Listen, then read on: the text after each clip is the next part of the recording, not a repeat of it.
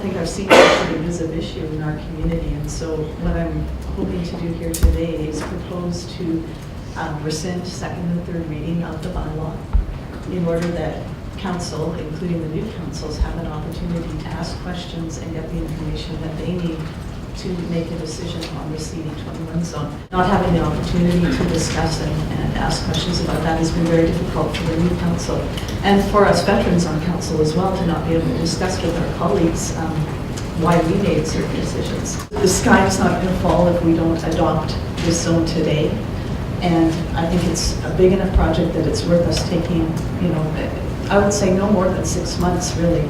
I also have a great deal of respect for the people in our community and our city staff for the tremendous amount of work that's been put into developing the CD zone to the state that it is at now. I think it's beautiful and appealing in many ways. It's been under development for several years now, and much has changed over the last 5 years, especially particularly with regards to legislation from the province for climate change and greenhouse gas emissions reductions, but as well as the character of our community.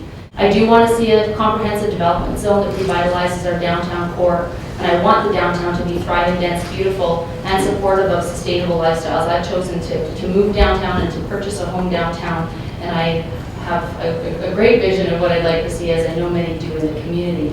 And we had probably the lengthiest public hearing I've ever attended. Everyone that wanted an opportunity to speak, so had an opportunity to. I think the night I was there, we heard about 62 presentations. I think it already has been an extensive process. It's been an exhaustive process. It's gone on for literally years now.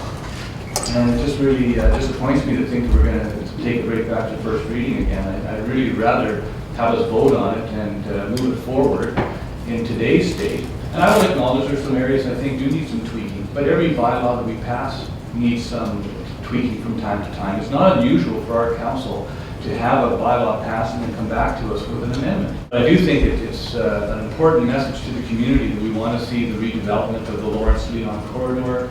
My fear is this is simply a strategy to redesign the plan, take it back, and simply say we want to chop the height out of it. I won't support this. I think it's a strategy that's being put forward that we'll see us, we'll see this bylaw completely change what's there, and certainly certain people on council made it very well known they don't like the height and density, and I guess to me, I think we should have the courage either one way or the other to either support it or kill it and go forward. I sat down through the whole public hearing. I think I was 97th or 98th. City staff, Doug Gilchrist, sat down with me one-on-one when I had questions about it. It was an extensive consultation with the public, and to turn all that back is a total waste of money. It's going to be expensive to take this back to number one, and I just find if we start picking at it, the whole plan will unravel, and I think that's what this is about. Everyone at this council table has a desire to get on with doing something positive for our community, to revitalize downtown. There's no one here that I know of that doesn't feel that's a priority. I think that to a large degree, a great amount of what's before us is an excellent plan. There's a lot to it that I think has great benefit. The process to a large degree was a very good process, but I don't think the process was completed.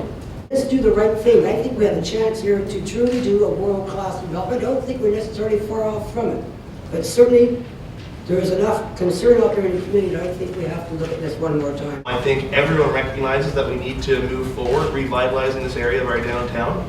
And I think as well, everyone around this council table is aware that there will have to be sacrifices made to move this forward. Everyone's going to have a couple of things within the plan that they're not happy about. Mayor and council chose to invest half the city budget at the time in establishing City Park.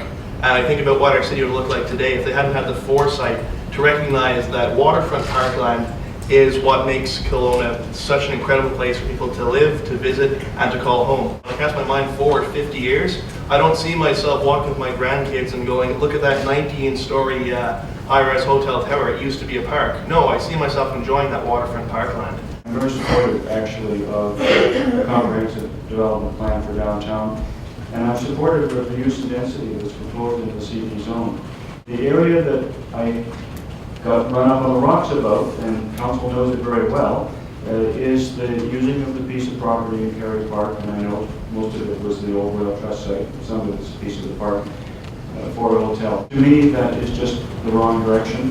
We've spent 100 years getting our waterfront back in Kelowna, making it public, and I just don't support carrying on with the plan that takes that away from the public. I've gone back on all of my information. I reread the public hearing information, and I now have more questions than I had at the time of the where I had to make a decision about support or non-support. I always look at a public hearing as having an opportunity to hear input from the public. And if a public hearing isn't meant to do that, then I'm not sure why we have that process. It's not just the park issue, but the newer councils particularly have, some of the newer councils, at least 3 of the new councils that I heard from, that they have other issues than just the park. And in fairness, I feel we should go back, have the workshop, make that as soon as possible. I will support it going back to initial consideration.